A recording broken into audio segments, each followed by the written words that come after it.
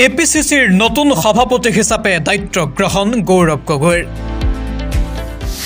গৌৰৱৰ উপস্থিতিত ৰাজীৱ ভৱনত উখল মাখল পৰিৱেশ। দায়িত্ব লৈ ভূপেন বৰাক ধন্যবাদ গৌৰৱ গগৈৰ। তেখেতৰ প্ৰতি কৃতজ্ঞতা জ্ঞাপন কৰিছো। এপিসিসিৰ নতুন সভাপতি হিচাপে দায়িত্ব গ্ৰহণ কৰিলে গৌৰৱ গগৈয়ে। গৌৰৱক আদৰিবলৈ ৰাজীৱ ভৱনত পুৱাৰে পৰা ভিৰ কৰিলে শ শ কংগ্ৰেছ কৰ্মীয়ে। ৰাজীৱ ভৱনতে ভূপেন বৰাই গৌৰৱৰ হাতত অৰ্পণ কৰিলে কংগ্ৰেছৰ বাঘজৰী। গৌৰৱক লগত লৈ 2024ত চৰকাৰ গঠনৰ ৰণনীতি এতিয়া কংগ্ৰেছৰ।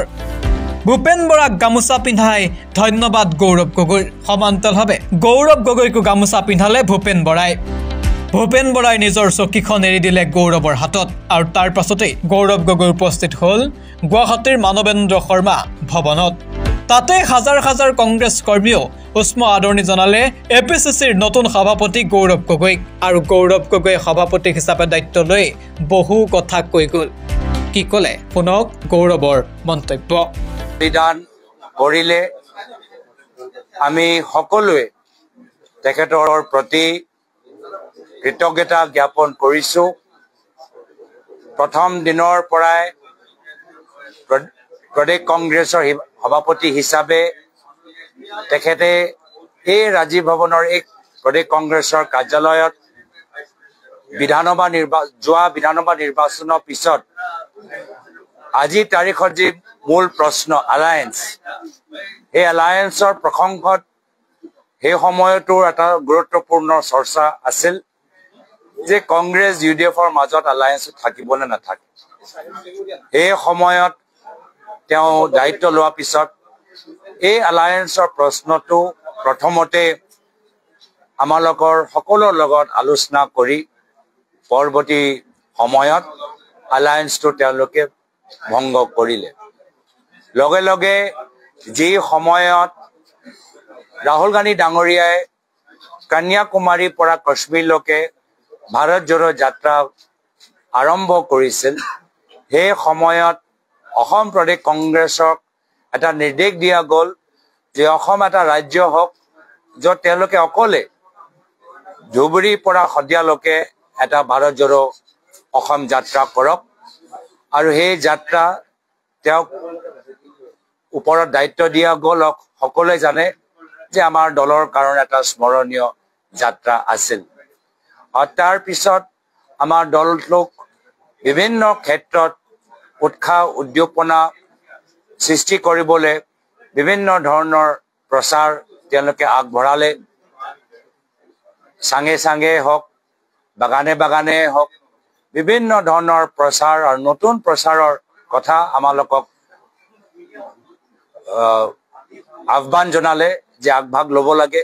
লগতে বিভিন্ন ভাতৃ ভগ্নী সংগঠনৰ ওপৰত NSY, যুৱ কংগ্ৰেছ, সামাজিক মাধ্যম, বিভিন্ন চেল তেওঁলোকে সৃষ্টি কৰিলে। বিভিন্ন সাংগঠনিক ক্ষেত্ৰত মণ্ডল, ব্লক, জিলা কংগ্ৰেছৰ ওপৰতো তেওঁ বিশেষ চকু দিলে।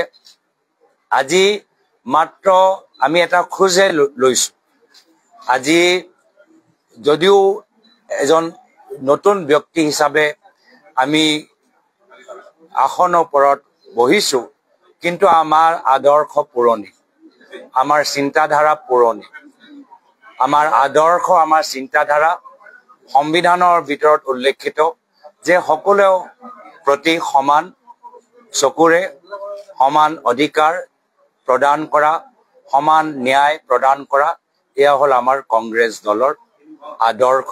আৰু সেই পুৰণি আদৰ্শ, মহাত্মা গান্ধীৰ আদৰ্শ, পণ্ডিত নেহৰুৰ আদৰ্শ, চৰ্দাৰ পেটেলৰ আদৰ্শ, বাবা চাহেব আম্বেদকাৰৰ আদৰ্শ লৈ লগতে আমাৰ অসমৰ ভিতৰত আমাৰ প্ৰয়াত গোপীনাথ বৰদলৈৰ আদৰ্শ, প্ৰয়াত শৰৎ সিংহৰ আদৰ্শ, প্ৰয়াত আমাৰ বিষ্ণুৰাম মেধিৰ আদৰ্শ আৰু আমাৰ প্ৰাক্তন মুখ্যমন্ত্ৰী হিতেশ্বৰ শইকীয়াদেৱ, প্ৰাক্তন মুখ্যমন্ত্ৰী তৰুণ গগৈদেৱৰ আদৰ্শ লৈ আমি সকলোৱে মিলিজুলি আগবাঢ়ি যাম।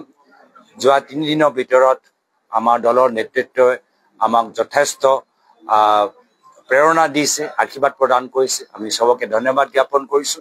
আৰু যোৱা 3 দিনীয়া কাৰ্যসূচীত যে আমাৰ দলৰ নেতৃত্বই তৃণমূল কৰ্মীখিনি কিমান যে ত্যাগ বলিদান কৰিলে এই যাত্ৰাটো সফল কৰিবলৈ প্ৰতিকূল বতৰ নেওচি এই 3 দিনৰ যাত্ৰা সফল কৰাৰ বাবে মোৰ ফালৰ পৰা প্ৰদেশ কংগ্ৰেছ বিধায়কসকল সাংসদসকল জ্যেষ্ঠসকল জিলা কংগ্ৰেছ ব্লক কংগ্ৰেছ তৃণমূল কৰ্মীখিনিক মিডিয়া বিশেষকৈ অসমৰ সাংবাদিকসকলক আৰু জনসাধাৰণক মোৰ ইয়াবৰা কৃতজ্ঞতা আৰু মৰম যাচি মই ইয়াতে নিজৰ কথাখিনি সামৰিছো news desk shows the reality